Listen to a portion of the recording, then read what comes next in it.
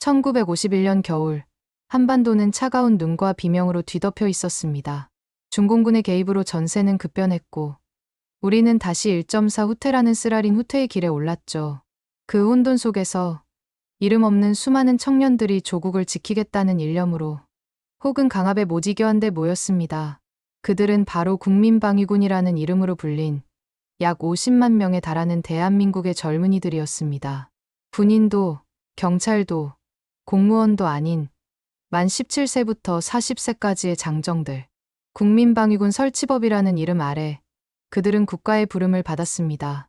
하지만 이들의 행보는 조국을 위한 숭고한 발걸음이 아닌 지옥을 향한 죽음의 행진이 되고 말았죠. 과연 무엇이 이토록 많은 젊은이들을 죽음으로 내몰았을까요? 오늘 우리는 이 차가운 겨울바람 속에서 묻혀버린 그 국민방위군 사건의 비극적인 진실을 파헤쳐보려 합니다. 그들은 왜 총 한 번 쏴보지 못하고 싸늘한 주검으로 쓰러져야만 했을까요? 그때 저는 14살이었어요. 피란 가던 중이었죠. 갑자기 사람들이 들이닥쳐서 남정네들은 다 끌고 갔어요. 나라를 지키러 간다는 말만 할 뿐 아무 설명도 없었죠. 그게 우리 형님과의 마지막이었어요. 형님은 늘 저를 보살펴주던 따뜻한 분이셨죠. 그때 헤어지고 다시는 못 봤습니다. 어디서 어떻게 죽었는지 지신이라도 찾을 수 있을까 평생을 찾아다녔지만 아무것도 없어요. 그저 눈물만 흐를 뿐이죠. 수많은 가족들이 강성만 씨처럼 사랑하는 아들, 형제, 남편을 잃었습니다. 당시 급박한 전세 속의 정부는 국민방위군 설치법을 제정하고 군경과 공무원을 제외한 만 17세 이상 40세 이하의 장정들을 제2국민병으로 편입시켰습니다. 문제는 이들의 운영을 이승만 대통령의 정치적 기반이었던 대한청년단에 일임했다는 것이었죠. 대한청년단 간부들이 국민방위군 사령관, 부사령관 등을 겸임했는데 문제는 이 50만 명에 달하는 방위군을 운용할 예산과 제대로 된 물자가 전무했다는 사실입니다. 심지어 간부들의 월급조차 예산으로 책정되어 있지 않았죠. 그들은 제대로 된 훈련도, 군복도, 심지어 식량과 기본적인 보급품조차 지급받지 못한 채 매서운 겨울 추위 속에서 수백 킬로미터에 달하는 강제행군을 시작해야 했습니다. 꽁꽁 언 땅을 맨발로 걷고 얇은 호쩌고리 차림으로 영하 20도가 넘는 혹한을 견뎌야 했죠. 그들은 배고픔과 추위를 이기지 못해 죽거나 나무 껍질을 벗겨 먹으며 연명했습니다. 훈련을 빌미로 마을로 내려가 먹을 것을 약탈하고 잔치집에 몰려가 억지로 음식을 빼앗아 먹는 일도 비일비재했습니다. 굶주린 창자에 급하게 음식을 쓸어 넣고는 토사광난으로 사망하는 이들도 셀 수 없이 많았다고 하죠. 이영희 선생은 당시 국군 통역장교로서 그 참상을 직접 목격하고 미군 고문단 장교와 함께 무리하게 보급품을 빼서 그들을 도왔다고 증언하기도 했습니다. 그들은 굶주림과 추위, 그리고 이질과 발진티푸스와 같은 전염병에 속수무책으로 당했습니다. 한겨울에 얼어 죽은 시신들은 아무렇게나 길가에 방치되었고 그 숫자는 헤아릴 수 없을 정도였습니다. 이 비극의 가장 큰 원인은 다름 아닌 고위 간부들의 부정부패였습니다. 국민방위군 사령관 김윤근을 비롯한 간부들은 국민방위군 운영을 위해 책정된 약 25억 원이라는 엄청난 국고금과 군수물자를 부정하게 착복했습니다. 장정들에게 돌아가야 할 식량과 의복, 연료 등이 고스란히 그들의 주머니 속으로 들어갔고 그 결과 수십만 명의 젊은이들이 총 한 번 쏴보지 못하고 비참하게 죽어갔습니다. 공식적인 사망자 집계는 터무니없이 적었지만 국회 조사 결과 최소 5만 명에서 9만 명에 달하는 장정들이 아사, 병사, 동사하거나 비인간적인 대우로 인해 목숨을 잃었습니다. 심지어 전체 병력의 80%에 달하는 이들이 심각한 장애를 얻거나 폐인이 되었다고 추정되죠. 이는 한국전쟁의 군인 사망자 수와 맞먹는 혹은 그 이상에 달하는 충격적인 숫자였습니다. 국민방위군 사건은 단순히 군사적인 재난이 아니라 국가가 국민을 대상으로 저지른 거대한 인권 유린이자 부정부패의 극단적인 결과였습니다.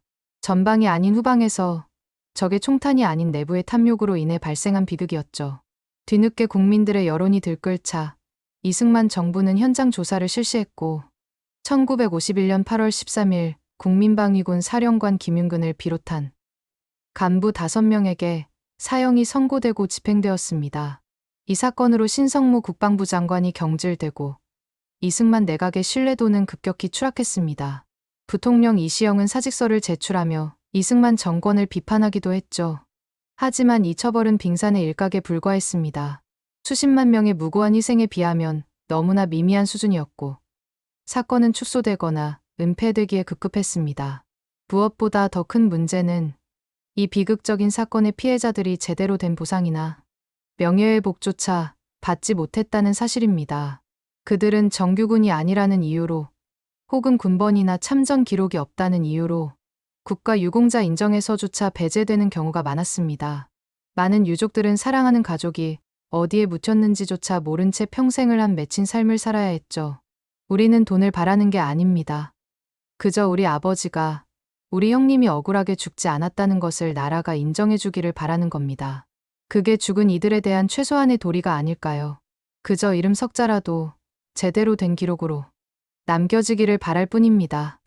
이것은 국민방위군 희생자 유가족들의 한결같은 절규입니다. 2000년대 후반에 들어서야 진실화위원회에서 국민방위군 사건에 대한 조사가 본격적으로 이루어졌고 비로소 참전과 실종 사실이 인정되기 시작했습니다. 위원회는 정부에 국가유공자 예우를 권고했지만 여전히 많은 피해자들이 제대로 된 보상을 받지 못하고 있습니다. 가족과 목격자들이 하나둘 세상을 떠나면서 그날의 진실은 더욱 희미해져 가고 있습니다.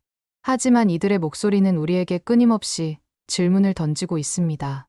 과연 우리는 이 아픈 역사를 제대로 기억하고 있는가? 국가의 책임은 어디까지인가?